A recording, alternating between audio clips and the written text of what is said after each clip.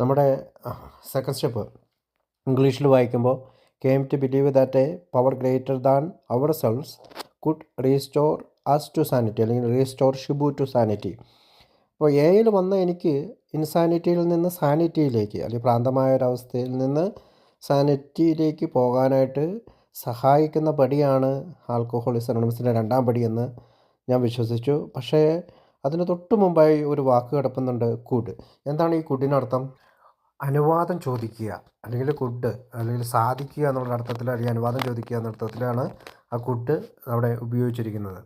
അപ്പോൾ രണ്ടാം പടിയിൽ എൻ്റെ സ്പോൺസർ എന്നെ നയിച്ചത് പേജ് നമ്പർ 83 അവിടെ രണ്ടാമത്തെ പാരഗ്രാഫിൽ ബിഗ് ബുക്കിൽ പറയുന്നുണ്ട്, ആരെങ്കിലുമായോ എന്തെങ്കിലുമായോ പോരാടുന്ന പതിവ് ഞങ്ങൾ നിർത്തി, മദ്യത്തോട് പോലും. കാരണം ഇപ്പോഴേക്കും സുബോധാവസ്ഥ തിരിച്ച് വന്നിട്ടുണ്ടാകും. അപ്പോൾ 10ാം പടിയിൽ എത്തുമ്പോഴാണ് ഇത് പറയുന്നത്. രണ്ടാം പടിയിൽ സാനിറ്റിയെ പറ്റി പറയുന്നത് സംഭവിക്കുന്നത് 10ാം പടിയിൽ വെച്ചാണ്. പേജ് നമ്പർ 43 വി അഗ്നോസ്റ്റിക് എന്ന് പറയുന്ന അധ്യായം 4 നമുക്കറിയാം. വി അഗ്നോസ്റ്റിക്കിൻ്റെ മലയാളം അർത്ഥം ശരിക്കും പറഞ്ഞാൽ ദൈവം ത്തിൻ്റെ ഒരു അസ്തിത്വം ഉണ്ടെന്നോ ഇല്ലെന്നോ തീർച്ചയില്ലാത്ത ഒരാളാണ്, അല്ലെങ്കിൽ ഒരു സംശയാലുവാണ്, അല്ലെങ്കിൽ ദൈവത്തെയോ ലോകോൽപ്പത്തിയെക്കുറിച്ചൊന്നും യാതൊന്നും അറിയാൻ പാടില്ലെന്ന് വാദിക്കുന്നുവെന്നൊക്കെയാണ് മലയാളം അർത്ഥം അഗ്നോസ്റ്റിക് എന്ന് കൊടുത്തിരിക്കുന്നത്. അപ്പോൾ നമ്മൾ നിരീശ്വരവാദികളായ ഞങ്ങളെന്നാണ് മലയാളം ബിഗ് ബുക്കിൽ ഉള്ളത്. ഏതായാലും അമിത മദ്യപാനാസക്തിയെപ്പറ്റി കഴിഞ്ഞ അധ്യായങ്ങളിൽ നിന്ന് കുറേയൊക്കെ നിങ്ങൾ മനസ്സിലാക്കി കഴിഞ്ഞു. അമിത മദ്യപാനാസക്തനും അമിത മദ്യപാനാസക്തനല്ലാത്ത മദ്യപനും തമ്മിലുള്ള വ്യത്യാസം ഞങ്ങൾ വ്യക്തമാക്കി കഴിഞ്ഞു എന്നാണ് കരുതുന്നത്. മദ്യത്തിൽ നിന്ന് മുക്തി നേടാൻ സത്യസന്ധമായി നിങ്ങൾ ആഗ്രഹിക്കുമ്പോൾ, നിങ്ങൾക്കത് പൂർണ്ണമായി സാധിക്കാതെ വരുമ്പോഴോ, കുടിക്കുന്ന അളവിൻ്റെ കാര്യത്തിൽ ഒട്ടും നിയന്ത്രണമില്ലാതിരിക്കുമ്പോഴോ നിങ്ങൾ മിക്കവാറും ഒരു അമിത മദ്യപാന രോഗിയാണ്. അതാണ് സ്ഥിതിയെങ്കിൽ ആധ്യാത്മികമായ അനുഭവത്തിലൂടെ മാത്രം കീഴ്പ്പെടുത്താവുന്ന ഒരു രോഗം മൂലം നിങ്ങൾ ക്ലേശിക്കുന്നുണ്ടാവും. അതിൻ്റെ അടുത്ത പാരഗ്രാഫിൽ പറയുന്നത്, ഒന്നുകിൽ അമിത മദ്യപാന രോഗിയായി മരിക്കാൻ വിധിക്കപ്പെടുക, അല്ലെങ്കിൽ ആത്മീയമായ അടിസ്ഥാനത്തിൽ ജീവിക്കുക. ഇവയിൽ എന്തെങ്കിലും ഒരു തിരഞ്ഞെടുപ്പാണ് നമ്മൾക്ക് വേണ്ടത് എന്നാണ് ഈ പാരഗ്രാഫിൽ വെച്ചാണ് വീണ്ടും ഓതർ നമ്മളോട് പറയുന്നത് ആരാണ് ആൽക്കഹോളിക്, ആരാണ് ആൽക്കഹോളിക് അല്ലാത്ത, അല്ലെങ്കിൽ അമിത മദ്യാസക്തനാരാണ്, അമിത മദ്യാസക്ത രോഗി അല്ലാത്ത ആളുകളെക്കുറിച്ച് വീണ്ടും എംഫസൈസ് ചെയ്യുകയാണ്. ഇവിടെ വെച്ച് ഒരിക്കൽ കൂടി ആൽക്കഹോളിക്സ് അനോണിമസ് നമ്മളോട് പറയുകയാണ്, നിങ്ങളിപ്പോഴും അമിത മദ്യപാന രോഗിയാണ് എന്ന് വിശ്വസിക്കുന്നുണ്ടോ, അല്ലെങ്കിൽ അമിത മദ്യപാന രോഗിയാണ് എന്ന് പൂർണ്ണമായ ബോധ്യം ഉണ്ടോ എങ്കിൽ ഒരു ആത്മീയ പരിവർത്തനത്തിലൂടെ മാത്രമേ നിങ്ങൾക്ക് ഇതിൽ നിന്ന് മോചനം നേടാൻ സാധിക്കുകയുള്ളൂ. അല്ലെങ്കിൽ മറ്റൊരു വിധത്തിൽ ചോദിച്ചാൽ, നിനക്ക് മദ്യത്തിൽ നിന്ന് മോചനം നേടാനായി, അല്ലെങ്കിൽ മദ്യാസക്തി എന്ന് പറയുന്ന ഈ രോഗത്തിൽ നിന്ന് മോചനം നേടാനായിട്ടുള്ള ശക്തിയുണ്ടോ, ആ ശക്തി ഉണ്ടെന്ന് നീ വിശ്വസിക്കുന്നുണ്ടോ, അല്ലെങ്കിൽ ഒരു ഉന്നത ശക്തി നിനക്ക് അതിന് ആവശ്യമായിട്ടുണ്ട് എന്ന് നീ വിശ്വസിക്കുന്നുണ്ടോ?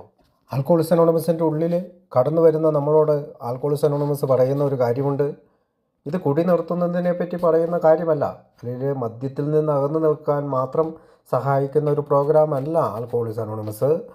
പിന്നെയോ തുടർച്ചയായി നിങ്ങളുടെ മരണം വരെ ജീവിതത്തിൽ ഒരു മാറ്റം വരുത്തിക്കൊണ്ട് ഒരു മാനസികമായിട്ടുള്ള മാറ്റങ്ങളിൽ ഒരു ധാർമ്മികമായിട്ടുള്ള ജീവിത രീതി പിന്തുടരുന്നതിന് സഹായിക്കുന്നതാണ് എന്ന് നമ്മൾ കഴിഞ്ഞ പ്രാവശ്യത്തെ ഷെയറിങ്ങിലെല്ലാം നമ്മൾ കേട്ടതാണ്. അപ്പോൾ ഇനിയും എൻ്റെ ഐഡിയ, ഇനിയും എനിക്ക് ചോയ്സ് ഉണ്ട്, അല്ലെങ്കിൽ ഞാൻ ഇനിയും കുടിക്കാൻ എനിക്ക് കഴിവുണ്ട് എന്ന് വിചാരിച്ചിട്ട് ഞാൻ വീണ്ടും വീണ്ടും കുടിക്കുകയാണെങ്കിൽ മറ്റുള്ളവർ ചിരിച്ച് തള്ളും എന്നല്ലാതെ നമുക്കറിയാം. കാരണം എയിൽ വരുന്നതിന് മുമ്പ് ഒരുപാട് തവണ അത് പരീക്ഷിച്ചതാണ്, ഒരുപാട് തവണ നമ്മളത് അതിനെപ്പറ്റി അവലോകനം ചെയ്തതാണ്. അതിന് ശേഷമാണ് ഇപ്പോൾ നമ്മൾ രണ്ടാം പടിയിൽ എത്തി നിൽക്കുന്നത്. ആരെങ്കിലും എനിക്ക് കുടി നിർത്താനുള്ള കഴിവുണ്ട്, ഏയുടെ സഹായം എനിക്ക് ആവശ്യമില്ല എന്ന് പറയുന്നുണ്ടെങ്കിൽ എന്തുകൊണ്ടാണ് ഇതിനു മുന്നിൽ നമ്മൾക്കത് സാധിക്കാതെ പോയത്? പലപ്പോഴും ആൽക്കഹോളിക്സ് അനോണിമസിൻ്റെ സഹായം കൂടാതെ നമ്മൾ കുടി നിർത്തിയിട്ടുണ്ടെന്നുള്ളത് സത്യമാണ്. 1 മാസവും 2 മാസവും. അല്ലെങ്കിൽ ഒരാഴ്ചയും 2 ദിവസവും 4 ദിവസവും ഒക്കെ ആയിട്ട് നിർത്തുകയും വീണ്ടും കുടിയിലേക്ക് നമ്മൾ തള്ളി മാറ്റിപ്പെട്ടിട്ടുണ്ടെന്നുള്ള ചിന്ത നമ്മളിലേക്ക് കടന്നു വരേണ്ടതുണ്ട്. എങ്കിൽ മാത്രമേ ആൽക്കഹോളിസത്തിൻ്റെ 2ാം പടി അംഗീകരിക്കാനായിട്ട് നമുക്ക് സാധിക്കുകയുള്ളൂ. ഞാൻ ഒരുപാട് പ്രാവശ്യം നിർത്തിയിട്ടുണ്ട്. ഞാൻ 4 വർഷം എയിൽ വരുന്നതിന് മുമ്പ് നിർത്തിയിട്ടുണ്ട്.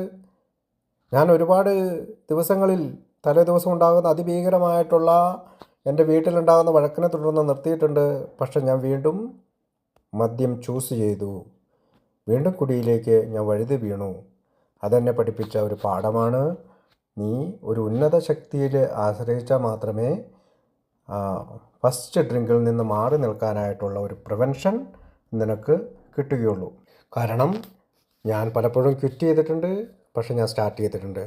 സ്റ്റാർട്ട് ക്വിറ്റ് എന്ന രീതിയിൽ, അല്ലെങ്കിൽ സ്റ്റോപ്പ് ക്വിറ്റ് അല്ലെങ്കിൽ സ്റ്റോപ്പ് സ്റ്റാർട്ട് എന്ന രീതിയിലായിരുന്നു എൻ്റെ ആ കാലഘട്ടങ്ങളിലെ കുടി നിർത്തൽ. ഒരു നോമ്പുകാലത്ത് 50 ദിവസത്തേക്കൊക്കെ കുടി നിർത്തുമ്പോൾ ഞാൻ വീണ്ടും കുടിച്ചു പോകുന്ന കാര്യങ്ങളൊക്കെ ഓർക്കുകയാണ്. ആൽക്കഹോളിക്സ് അനോണിമസിൽ വന്നു കഴിയുമ്പോൾ നമുക്ക് മനസ്സിലാകും. പേജ് നമ്പർ 44 പറയുന്നുണ്ട്, വേണ്ടത്ര ശക്തിയുടെ അഭാവം അതായിരുന്നു ഞങ്ങളുടെ ഗതികേട്. ഞങ്ങൾക്ക് വിശ്വസിച്ചുകൊണ്ട് ജീവിക്കുവാൻ വേണ്ട ഒരു സാഹചര്യം നൽകുന്ന ഒരു ശക്തിയെ കണ്ടെത്തേണ്ടതുണ്ടായിരുന്നു. അതാകട്ടെ വളരെ സ്പഷ്ടവും ഞങ്ങളെക്കാൾ മഹത്തായ ഒരു ശക്തിയാകേണ്ടതുണ്ടായിരുന്നു. പക്ഷേ എവിടെ, എങ്ങനെ ഈ ശക്തിയെ ഞങ്ങൾക്ക് കണ്ടെത്താനാകും? അതെ, ഈ ഗ്രന്ഥം അല്ലെങ്കിൽ ആൽക്കഹോളിസത്തിൻ്റെ ഗ്രന്ഥം ശരിക്കും അതിനു വേണ്ടിയുള്ളതാണ്.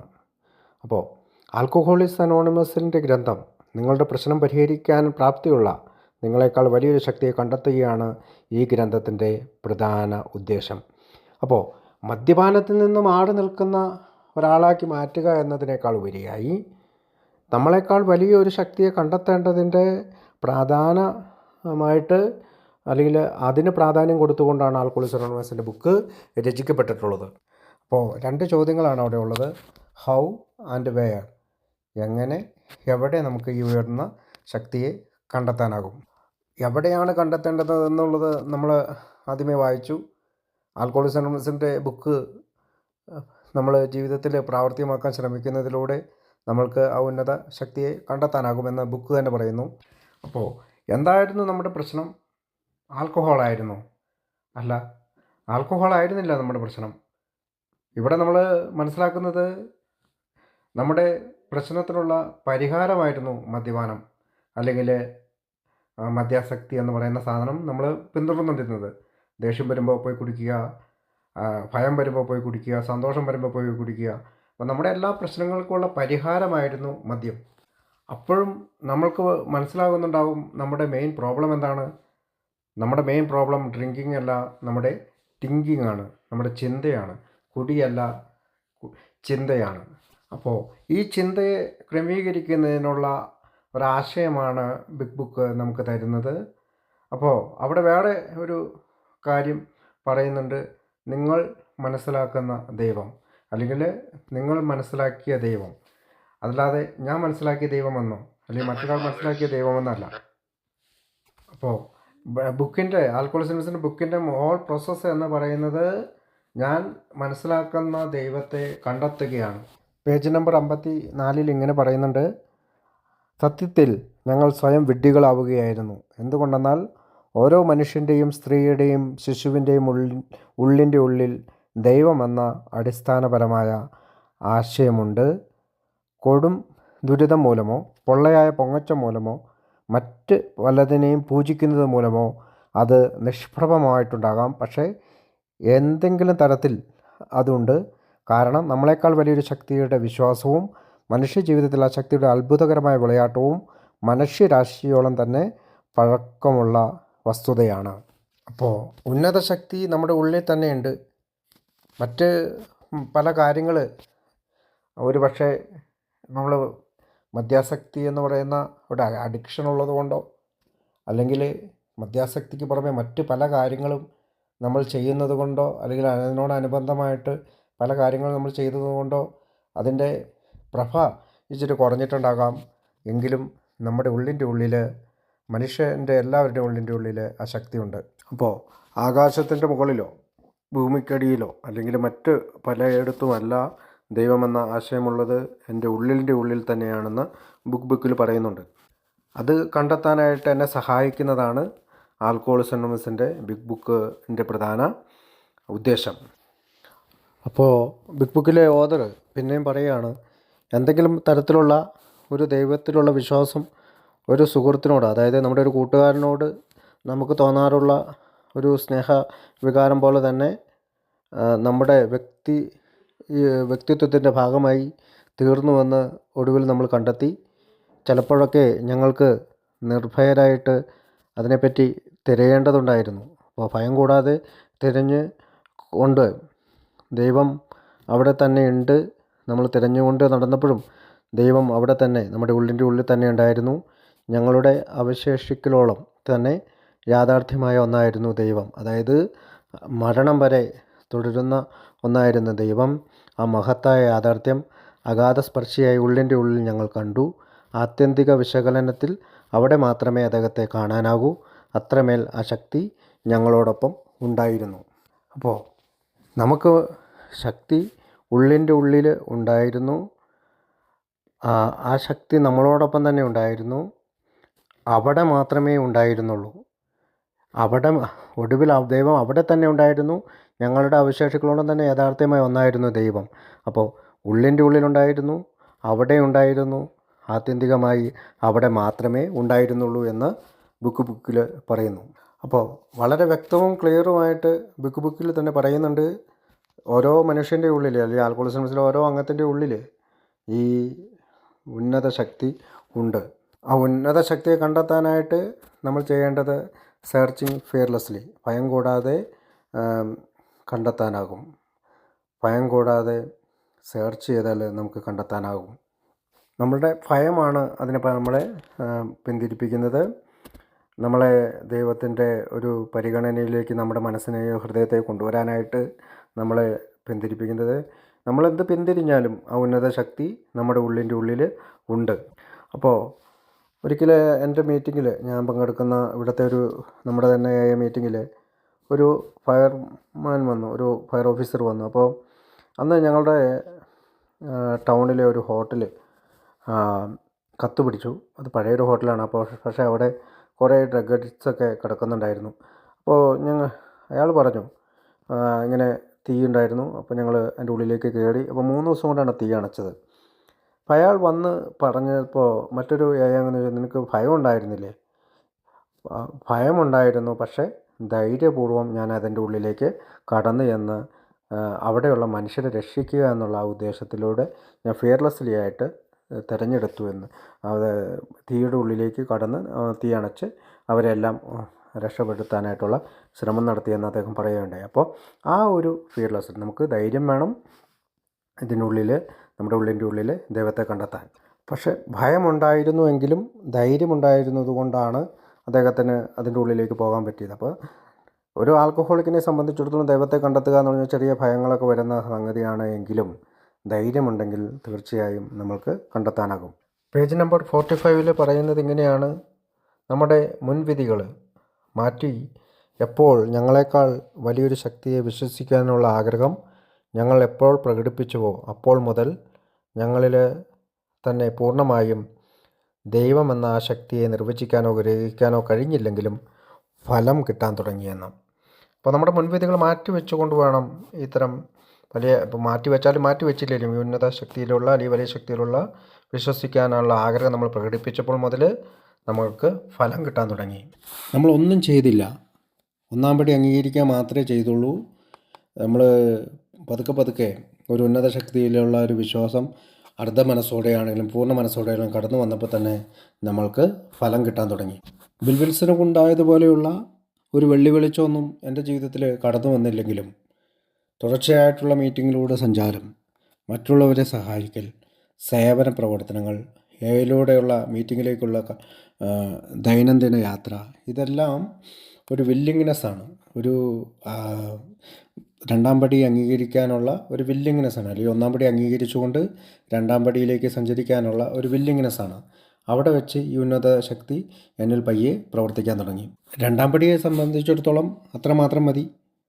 ഒരു ഉന്നത ശക്തിയിൽ അല്ലെങ്കിൽ ഉയർന്ന ശക്തിയിൽ ആശ്രയിക്കാൻ ഞാൻ തയ്യാറായാൽ മാത്രം മതി.